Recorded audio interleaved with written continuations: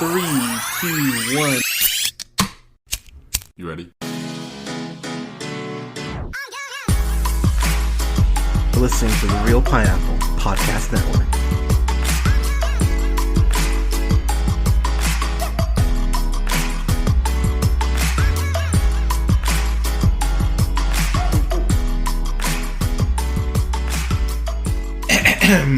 Good evening, ladies, gentlemen, days, and gays. This is the Real Pineapple. This is your humble host, Hunter, here. Hope you're having a great night, weekend, whenever you're checking this out. I've got a review for yes, they've done it again, another Disney live-action offering in The Little Mermaid, which is directed by Rob Marshall. If that name sounds familiar to you, you know him for quite a few things. Most likely, he did Annie in 99. Okay, whatever. He was a judge on So You Think You Can Dance, which I do not remember that at all, and I used to love that show. But he directed Chicago, great movie. Memoirs of a Geisha, really good movie. 9, Pirates of the Caribbean, good God, on Stranger Tides. Into the Woods, I really like Into the Woods quite a bit. Mary Poppins Returns, also like that.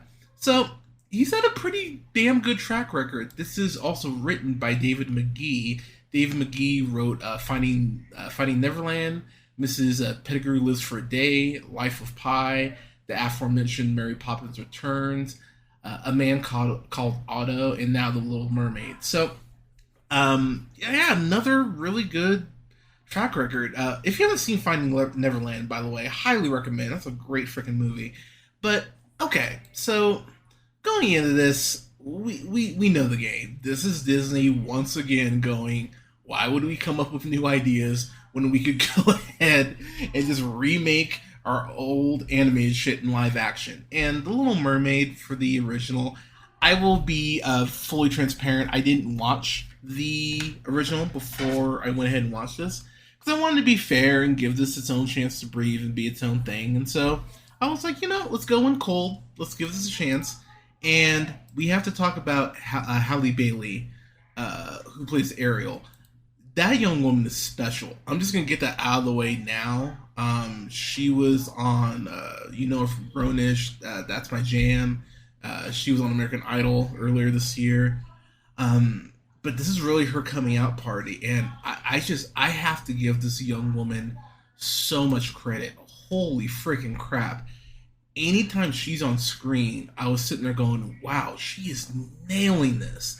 And to be put in such a, let's call it what it is, there will be those dumbass people who go, oh, it's Disney going, go woke, go broke, that dumb bullshit. God, that dumb bullshit. But let's call it what it is. Halley Bailey, she can fucking sing. Oh my God, can she fucking sing? And full disclosure, her rendition of Part of Your World, because you get, teases of that in most of the trailers that they put out, but hearing it start to finish, she crushes it. To be honest, I was in awe. And I don't use that term often, but I was just sitting in the theater. So I just got out of seeing this about 2 hours ago. But I was really sitting in the theater just in awe of the fact that she not only gave me goosebumps, but she actually brought me to tears. I could not believe how much she crushed it. And she's amazing. I cannot wait to see what this young woman does. She is freaking special. Unfortunately, that does not extend to the rest of the film, because the rest of the movie, it's fine. It's fine. The rest of the movie is fine. And just, at the end of the day, this is better than most. Like, it is better than most of the Disney live-action remakes, I personally would say. Where I get frustrated is it's kind of similar to when Peter Pan and Wendy. It's similar to that, where there are elements I can pick out from it that I go, oh, that's good. I like this. But then there's something immediately that makes me go, oh, that's dumb. Like, why do you have this? Prime example, And I feel bad because I feel like I'm just making fun of these young actors and actresses who are just trying to find their way. But god damn it, what's this kid's name? Jonah Hoyer King is what I'll go with. Yeah, man, I he's not a singer, and he plays Prince Eric. And look, credit where it's due. Halley Bailey and Jonah, they have really good chemistry. Anytime they're not singing together, anytime they're not doing that, they have really good chemistry together. The once Ariel loses her voice, I was really sitting there kind of curious about, okay, are you going to go ahead and how are you going to kind of get around this as far as you pushing the musical aspect more? And really, their workaround is just they go Ariel singing in her head, which admittedly kind of lame, but I don't really know what I expect them to do, so whatever, I guess. And I got to give the movie credit for that. I was sitting there going, okay, I really appreciate the fact that you're actually continuing, to have their chemistry work throughout all these different scenes. But there's Eric has this number, and it's similar to in the film or in the animated film, where there's that point where him and Max are just kind of messing around on the boat, and there are a bunch of people on the boat with him kind of playing this random ass song, and Eric is kind of riffing to it. They have a scene like that in here, and just when it occurs, I just went, "Oh no, this guy can't sing," and and I feel bad again. But if you've listened to my review of West Side Story, I roasted that movie for having someone who can't sing in a prominent role, and I'm sorry, Disney, what the hell? You need to get someone who can freaking sing. And this kid, it's just not his forte. He's a very charismatic kid, and as I mentioned, I think I do think he has chemistry with Bailey, but yeah, he's not a singer. Not everyone is, so yeah. If you see the movie, you'll know what I mean. You'll hear it. Trust me, you'll hear it. But outside of that, he's really good. I think he actually has some good screen presence. As I mentioned, he carries himself well.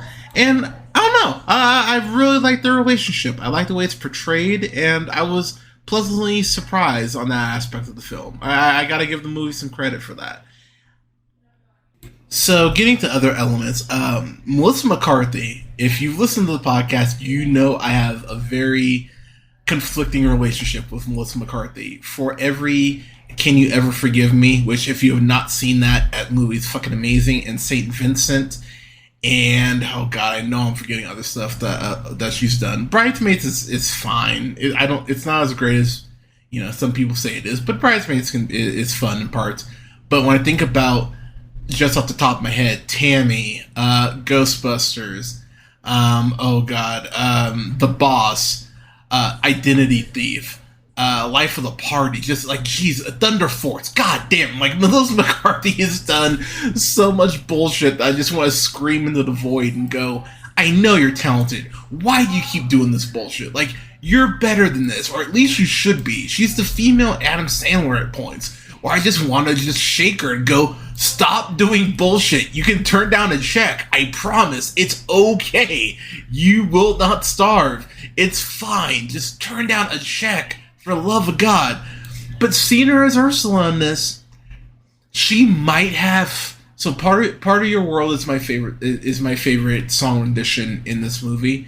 Poor Unfortunate Souls is right there. It is a fucking banger, and the way that Marshall films it, that's one thing about Marshall that, while I don't think he's the strongest director at points, one thing that he's really good at when it comes to these musicals is the scope, and he nails the scope of Ursula when she's when she's being villainous, which is all the time, especially in the last scene where she goes ahead and Rita Repulsa's makes my monster grow when she gets big. I love the way that whole bit is shot, and the whole Poor Unfortunate Soul sequence is so well done, and it's a showstopper. It truly is a showstopper. And there is a level of villainy that I believe you need to hit in order to be an effective Ursula, and McCarthy nails it. Like, I gotta give her credit. I was actually impressed with her performance in this. So credit where it's due. See, I can be nice. I was really impressed with what she did. We don't get a ton of Javier Bardem, who of course you know from Skyfall, No Country for Old Men, just to name a few. The aforementioned Nine. He's in Nine, isn't he? Wow, he is not in Nine. Why did I confuse Javier Bardem with Daniel Day-Lewis? Holy crap. Uh, oh, that's bad. So, look, I think this movie, I think it's a very good case of just being okay. It's kind of in that realm of Peter Pan and Wendy, as I mentioned, where I went, I got a little more out of this than I expected. As I mentioned, when Ursula goes big after Ariel cracks the shell and frees her voice and all that. When Ursula turns into the giant sea witch, that was actually really well done. They kind of have, it's actually very similarly filmed to the boss fight in Kingdom Hearts. When you see the movie, if you've played Kingdom Hearts, you can look up the boss fight on YouTube. But when you see it, you're gonna go, "Oh yeah, I see what Hunter's talking about." Again, mentioning the scope that Rob Marshall was able to nail. He does a really good job as far as filming that whole fight sequence and that whole final fight. And I really like the fact that Ariel is more independent in this film. I think it doesn't feel shoehorned in or anything like that. It feels like a very natural progression as far as this new adaptation. And then there's something that Ursula does with the spell when she goes ahead and steals Ariel's voice. That when she did it, I went, why didn't they do this in the original? It was actually one of those things I went, that's shockingly clever, and yet it's something that I felt like should have always been there. When you hear it, you'll go, oh, okay, yeah, I see what Hunter's talking about. It caught me off guard, but in the best way. Outside of that, there's not a whole lot to discuss. Like I said, does every musical number work? No. The end did work for me. There are a couple things that aren't in here that I was surprised by. So, for example, when Ariel gives up her voice, you remember in the animated film, Ursula makes her go ahead and sign, this giant gold scroll, this contract, and they don't have that in here. I don't know. I appreciate the pageantry of that. That's a CGI effect. You could have done that shit. I was a little irritated by that. And then, what was the other thing? They don't show Ariel really losing her sea legs. It just kind of happens. You'll see. You'll know what I mean when. You'll know what I mean when you see it. And also, I just kind of went, I would have liked to see the pageantry of that. Also, at the end of the movie, when Ariel and Eric go off together, pardon me, I really liked the aspect of Triton making that rainbow appear. I really liked that. It's a subtle thing, but something I really liked in the animated version. And you don't get that here. And I kind of went, alright. Again, I know these are going to be nitpicks to some people, but it was stuff that I actually missed from the original. But this is fine. At the end of the day, it's fine. It's a solid C+. Do you need to rush out and see this? No, but as I mentioned, the big thing that you can take away from this movie above everything else is that Halley Bailey is a star. And I was so happy for her that this movie exists. But if you've seen the original, you can look up clips on YouTube, when this hits streaming or whatever. You don't need to rush out to see this. I think this will do well because I think there are a lot of little girls who want to see themselves as Ariel, and honestly, that's awesome. So, I'm not going to sit here and poo-poo on what the kids want. Like I said, I just watched freaking Ghosted. My tolerance for BS right now is very high because of watching that. But I've seen far worse kids films. I've seen far worse Disney live action adaptations. Hell, Dumbo was way worse than this shit. So I'm not even mad at this, but it's fine. It's a C plus. Get it? C S E A.